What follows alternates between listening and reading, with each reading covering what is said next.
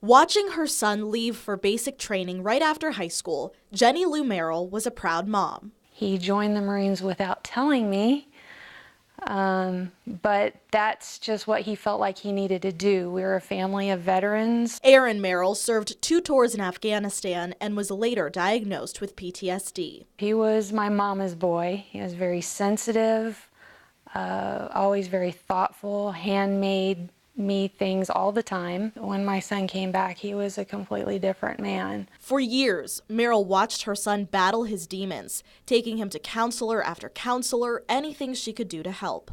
He was very jumpy, nervous, distraught in a lot of ways. He talked about it. He shared everything with me, not while he was gone, but when he got back, he told me his stories.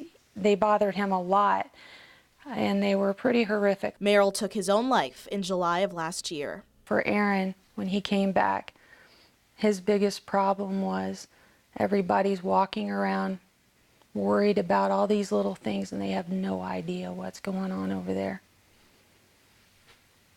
They have no idea what these young men and women are going through.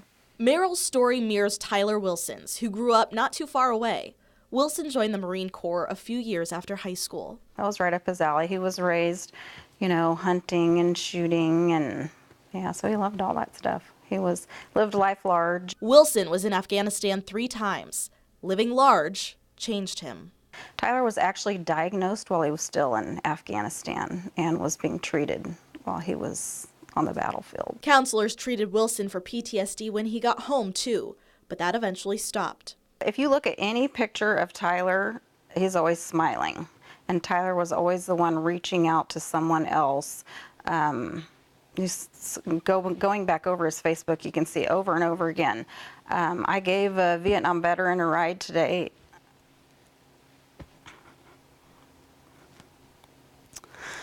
And all the money I had in my pocket. Or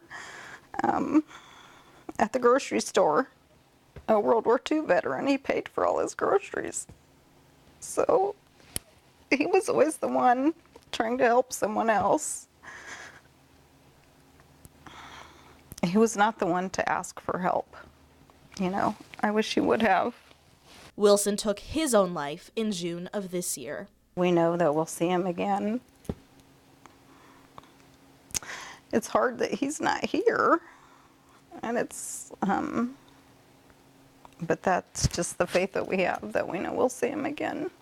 The pain these mothers share is unimaginable, but there is someone who understands the pain their sons shared, the man who wrote their stories on his arm. These 2 are for some local vets, Tyler Wilson and Aaron Merrill. Zach Hagley knew Merrill and Wilson well. He can remember where he was when he heard about their deaths. Your heart stops and your gut just drops. Hagley's battle with PTSD started while he was still serving in the Marine Corps.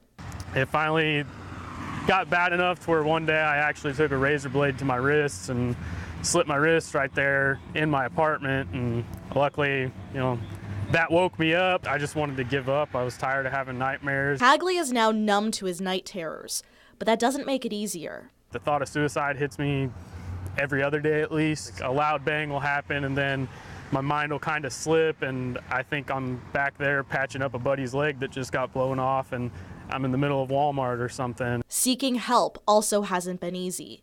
He was taught to be tough. It took him a while to learn how to open up. The thoughts, they're just always there. I mean, I don't care what anybody says. There's no cure for PTSD, and you're always going to have it.